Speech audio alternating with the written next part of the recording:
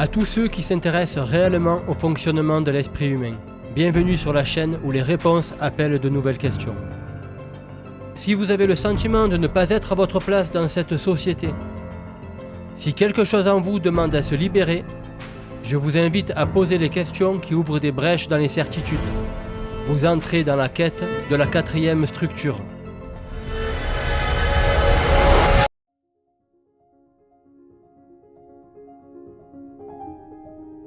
Qu'est-ce que la psychothérapie? Quels sont ses enjeux?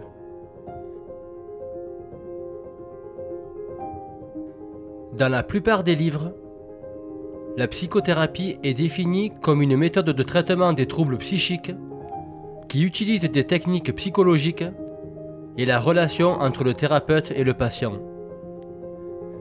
Cette définition est juste, mais profondément insuffisante. Quelles sont ces techniques psychologiques et comment expliquer qu'une relation entre le thérapeute et le patient apporte un changement?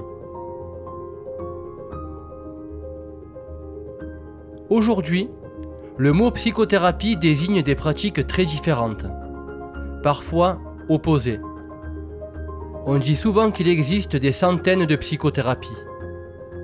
On en recense entre 400 et 600 selon les classifications. Mais ce chiffre est trompeur, car derrière cette diversité apparente, ce sont toujours les mêmes grandes questions qui reviennent. En réalité, la plupart des psychothérapies se répartissent autour de 4 grandes manières de concevoir la souffrance psychique.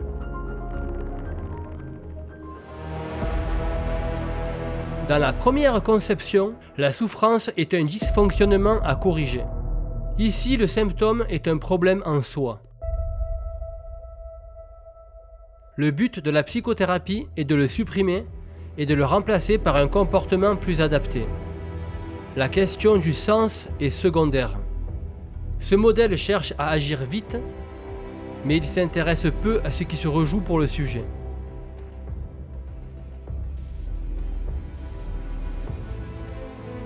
Dans la deuxième conception, la souffrance est un trouble de la relation. Le problème n'est pas seulement dans l'individu, mais dans ses liens. Famille, couple, groupe social. La psychothérapie agit sur les interactions, les places, les rôles. Le symptôme est vu comme l'expression d'un système relationnel qui dysfonctionne.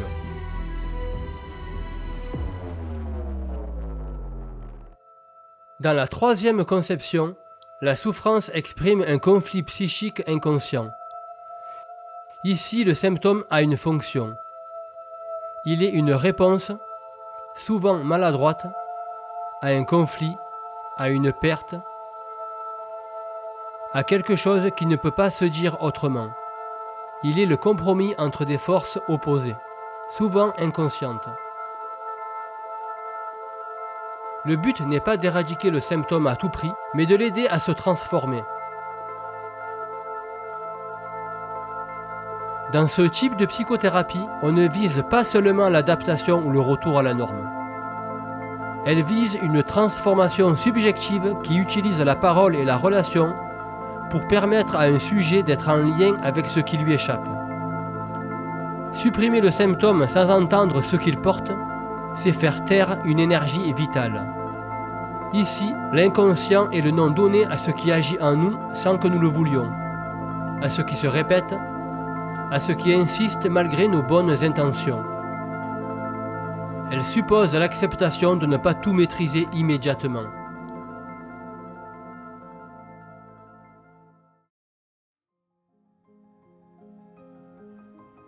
Et dans la quatrième conception, la souffrance est une question existentielle. Ce qui fait souffrir n'est pas un trouble à corriger, mais une confrontation à la condition humaine. La perte, la maladie, la mort, le sens de la vie. La psychothérapie devient un espace pour penser et traverser ce qui fait une vie humaine. Les centaines de psychothérapies existantes ne sont souvent que des variations, des techniques ou des styles à l'intérieur de ces grandes visions.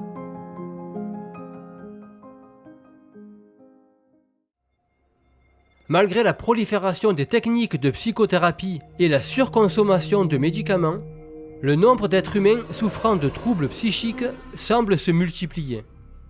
Comment expliquer cette contradiction? Les traitements se multiplient, mais les troubles augmentent. Il est temps de s'intéresser au modèle dominant. Dans les recommandations officielles actuelles, notamment celles qui orientent la formation des psychiatres, le trouble psychique est défini par des symptômes. Anxiété, dépression, troubles du comportement. Le symptôme devient l'équivalent d'un signal d'erreur. Le but du traitement est clair: réduire ou faire disparaître ces symptômes. Si le symptôme diminue, le traitement est considéré comme efficace. Ce modèle a sa cohérence. Il permet d'agir vite, de soulager. Mais il repose sur une idée implicite, que le sujet peut avoir un contrôle total sur son activité psychique, et que sa souffrance peut être traitée sans en interroger le sens. La compréhension des conflits psychiques est reléguée au second plan, voire considérée comme non pertinente. Cette idéologie guide la prescription des médicaments et beaucoup de psychothérapies contemporaines s'inscrivent dans cette logique.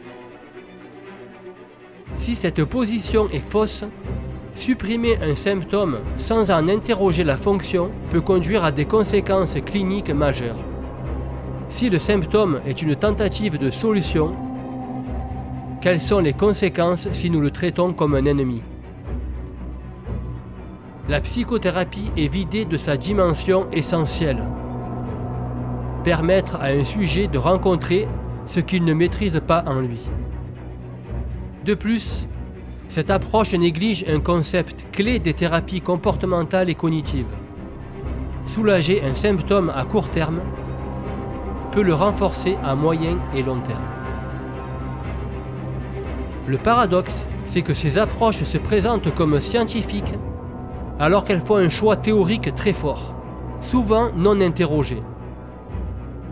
Rejeter les symptômes sans les comprendre n'est pas une neutralité scientifique, c'est une position théorique. La vraie question n'est donc pas quelle est la meilleure psychothérapie. La vraie question est quelle conception de l'être humain est à l'œuvre derrière une pratique.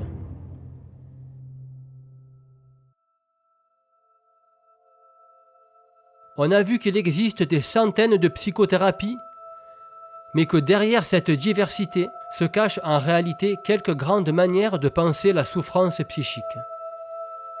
Ce que l'on dit moins souvent, c'est que chacune de ces approches repose sur une idée implicite de ce qu'est un esprit en bonne santé.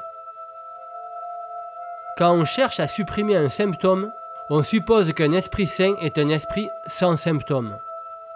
Quand on cherche à corriger un comportement, on suppose qu'un esprit sain est un esprit adapté. Quand on cherche à réorganiser des relations, on suppose qu'un esprit sain est un esprit bien inscrit dans un système relationnel. Quand on cherche à rendre conscient ce qui ne l'est pas, on suppose qu'un esprit sain est un esprit capable de supporter ce qu'il découvre de lui-même. Quand on cherche à traverser l'angoisse de la mort ou de la perte, on suppose qu'un esprit sain est un esprit capable de se confronter à la condition humaine sans chercher à l'abolir. Même lorsque ces présupposés ne sont jamais formulés, ils orientent le travail. Toujours. Il n'existe pas de psychothérapie neutre. Même quand nous ne nous posons pas la question de ce qu'est un esprit en bonne santé, nous y répondons déjà sans le savoir. La question n'est donc pas de trouver une définition définitive, ni un modèle idéal. Toute définition fermée devient rapidement normative, voire violente. L'enjeu est de maintenir cette question ouverte. Comment fonctionne un esprit en bonne santé? Ce questionnement n'est pas un luxe théorique. Il détermine la direction dans laquelle on oriente un patient, parfois sans le dire, parfois sans même le vouloir. Comment pouvons-nous faire une psychothérapie à l'absence de critères solides qui différencient la santé et le pathologique? La responsabilité du thérapeute n'est peut-être pas d'avoir une réponse définitive, mais de savoir à quelles questions il travaille. Parler de psychothérapie n'est donc pas seulement parler de soins ou de techniques. Chaque approche psychothérapeutique porte une vision de l'esprit humain, souvent implicite, parfois inconsciente, mais toujours agissante. Et cette vision ne s'arrête pas au cabinet du thérapeute.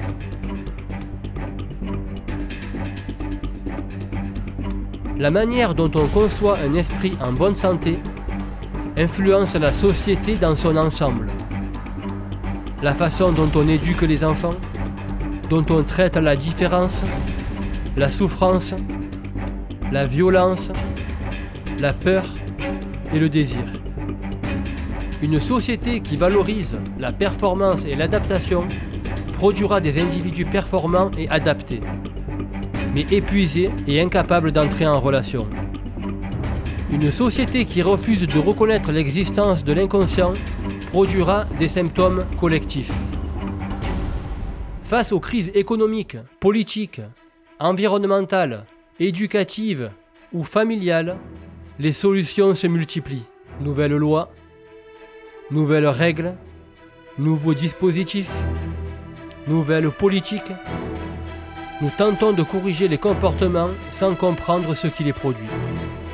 Nous modifions les systèmes sans interroger les logiques psychiques qui les soutiennent. Nous agissons sur les effets, jamais sur la source.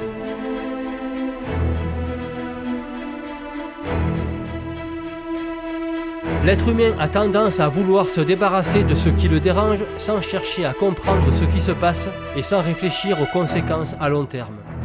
Refuser d'interroger le fonctionnement de l'esprit humain nous condamne à répéter les mêmes erreurs.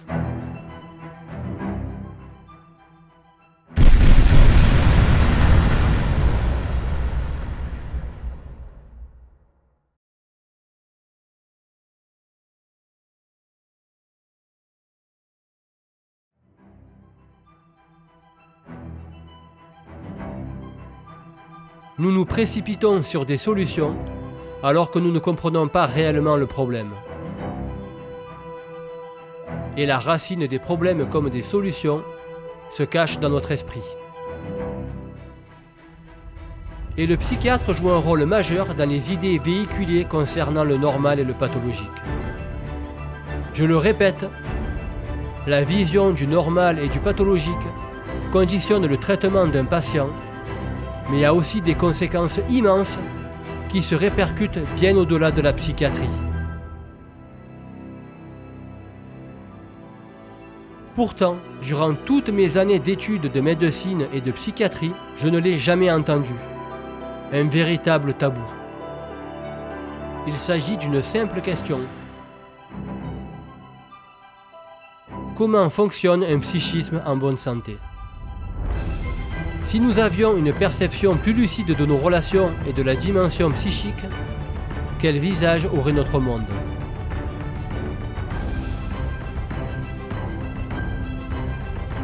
Si nous voulons un monde différent, ce ne sont pas seulement nos systèmes économiques ou politiques qu'il faut interroger, mais la manière dont nous pensons l'esprit humain. Comprendre le psychisme n'est pas un luxe réservé aux spécialistes. C'est une condition pour un changement réel et un avenir différent. Cette chaîne est une invitation à penser ensemble et à construire des projets qui visent à se questionner sur le psychisme. Nous parlerons des différentes approches psychothérapeutiques et je mettrai en relief qu'elles peuvent se réconcilier sur plusieurs points. Je proposerai des pistes concrètes pour élaborer de nouveaux repères qui permettent à la fois de servir d'appui à la psychothérapie tout en favorisant la réflexion et le progrès conceptuel au sujet de cette question essentielle. Comment fonctionne un esprit en bonne santé ?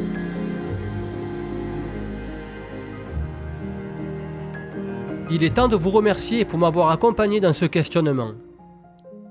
Pour celles et ceux qui préfèrent lire, qui souhaitent un support écrit pour prolonger cette réflexion ou qui veulent simplement soutenir la chaîne et son état d'esprit, une version écrite de la vidéo est disponible au téléchargement. Le prix est libre avec un minimum de 1,20 €. Vous trouverez le lien dans la description. Si vous le souhaitez, vous pouvez également vous abonner. L'abonnement est gratuit, il permet simplement de montrer votre soutien et d'être informé des prochaines vidéos. Le titre de la prochaine vidéo sera « Quelle est la vision du normal et du pathologique dans la psychiatrie d'aujourd'hui ?» A bientôt et surtout n'oubliez pas, posez la question et ne vous laissez pas enfermer par les réponses.